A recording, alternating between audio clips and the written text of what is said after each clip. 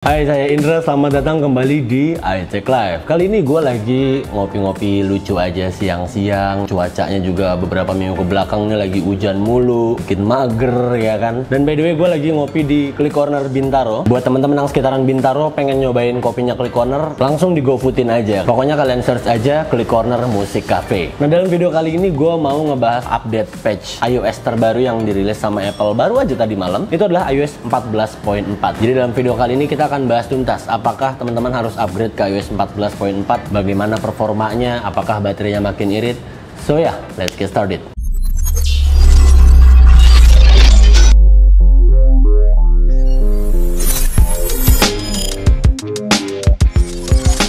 Nah, gue sendiri semalam udah langsung update ke iOS 14.4 di iPhone 12 Pro. File size-nya itu sekitar 350 MB.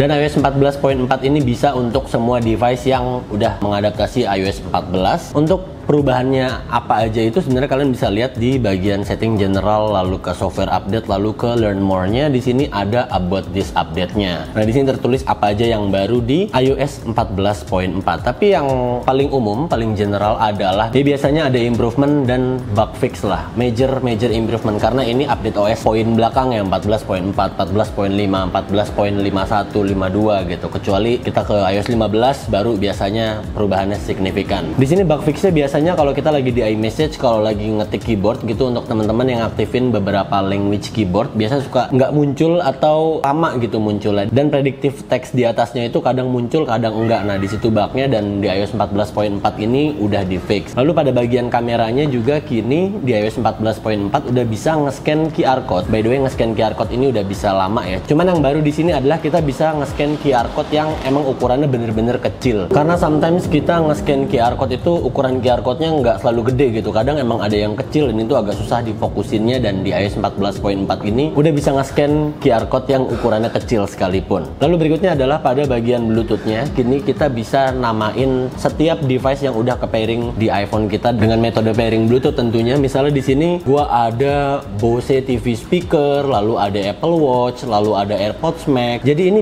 gua bisa set kategorinya apakah ini speaker, apakah ini headset. Ini ngebantu banget buat gua sih sebenarnya. Contohnya kayak di sini nih, AVH Z5250BT. Ini adalah head unit mobil gua yang integrate ke Apple CarPlay handphone gua. Kadang dia ke pairingnya nih di sini ketulisnya tipenya doang gitu. Nah, karena ini yang ketulisnya itu tipenya doang, makanya pengkategorian di iOS 14.4 ini memudahkan gua banget nih. Kayak gini aksesori ini gua udah lupa nih. Ini tuh apa ya gitu kan. Jadi di sini gua tinggal setting aja nih satu-satu yang emang masih pairing dan masih sering gua pakai, gua konekin, tinggal gua rubah-rubahin aja. Dan berikutnya pada iPhone 12 dan 12 Pro series untuk pengambilan foto HDR, kini udah ada foto artifact-nya. Jadi kalau teman-teman lihat saat kita ngambil foto HDR itu kayak ada sedikit delay blinking baru dia ke HDR gitu. Nah, di iOS 14.4 ini emang udah dioptimalkan untuk iPhone 12 dan 12 Pro untuk melihat foto tersebut apakah itu HDR atau bukan HDR. Lalu berikutnya ada improvement juga pada Apple CarPlay untuk teman-teman yang konekin iPhone-nya ke head unit mobil. iOS 14.4 ini ngefix beberapa bug dan improving stability untuk connect ke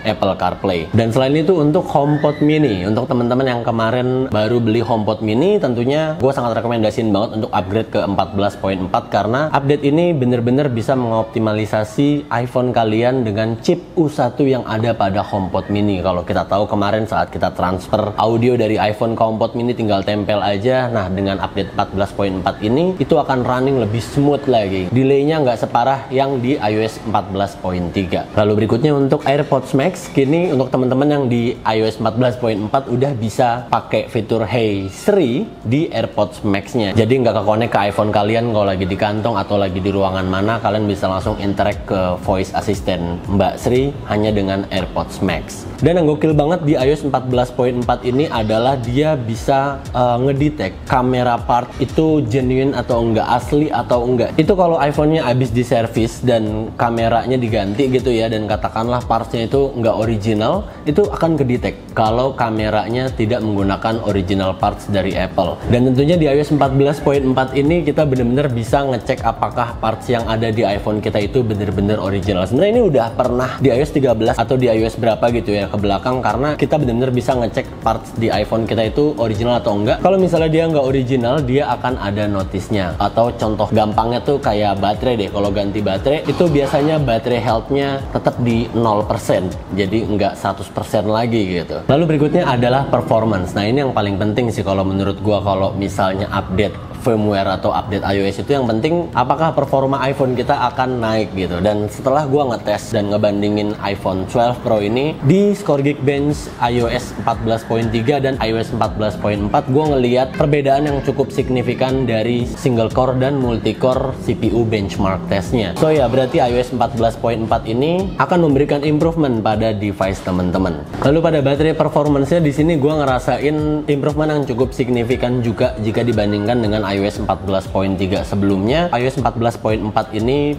baterainya mirip-mirip dengan iOS 14.2. So bisa gue bilang untuk baterai performance-nya ini makin mirip kayak iPhone XR, kayak iPhone 11 series, yang pastinya lebih baik dari iOS 14.3. Jadi buat teman-teman yang saat ini pakai iPhone 12 Pro, iPhone 12 Pro Max yang mengeluhkan baterainya kok kerasa sedikit boros, mendingan update ke iOS 14.4. Dan selebihnya masih banyak sebenarnya, cuman hanya tadi aja yang gue highlight mungkin karena itu yang menurut gue penting buat gue. Sisanya dari experience, ini dari UI-nya nggak kerasa nge-lag, nggak nge-glitch, atau gue belum menemukan bug sama sekali di iOS 14.4 ini. Running sangat flawlessly banget di iPhone 12 Pro. Jadi kesimpulannya iOS 14.4 ini banyak sekali update-nya, khususnya untuk di device iPhone 12, iPhone 12 Pro, iPhone 12 Pro Max. Untuk teman-teman yang saat ini berada di posisi iOS 14.3, gue sangat-sangat menganjurkan untuk update karena kita akan dapetin performance dari baterai hingga performance pada chipsetnya. Untuk teman-teman yang device di bawah iPhone 12, iPhone 11, XS 8, 7 atau 6s, mungkin saran gue kalau kalian saat ini berada di iOS 14.2 atau 14.2.1 ke bawah, itu better kalian stay deh. Karena satu, banyak yang bilang di luar sana untuk baterai performance-nya ini sama aja, dan update-update-nya ini hanya dikhususkan untuk pengguna iPhone 12. Ya mungkin iPhone 11 series ke atas ya. Kalau teman-teman saat ini pengguna iPhone 6s atau iPhone 7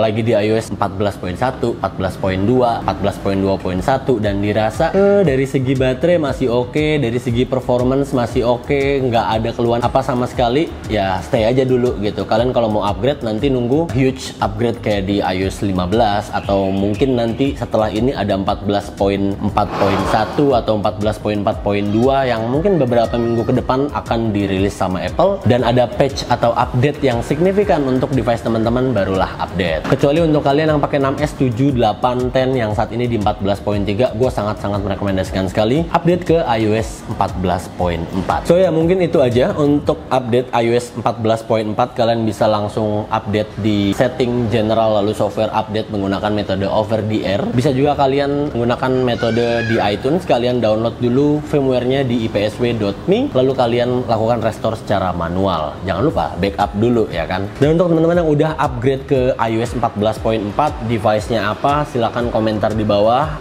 Mungkin kalian pengen nambahin gimana experience-nya, apakah emang tambah boros, apakah emang makin ngebut dan sebagainya, biar teman-teman yang lainnya juga bisa makin banyak dapat informasinya. Karena saat ini gue hanya baru ngetes iOS 14.4 ini di iPhone 12 Pro. So silahkan berdiskusi di kolom komentar. Please like and share this video, and I'll catch you guys on the next video. Saya Indra, and until next time.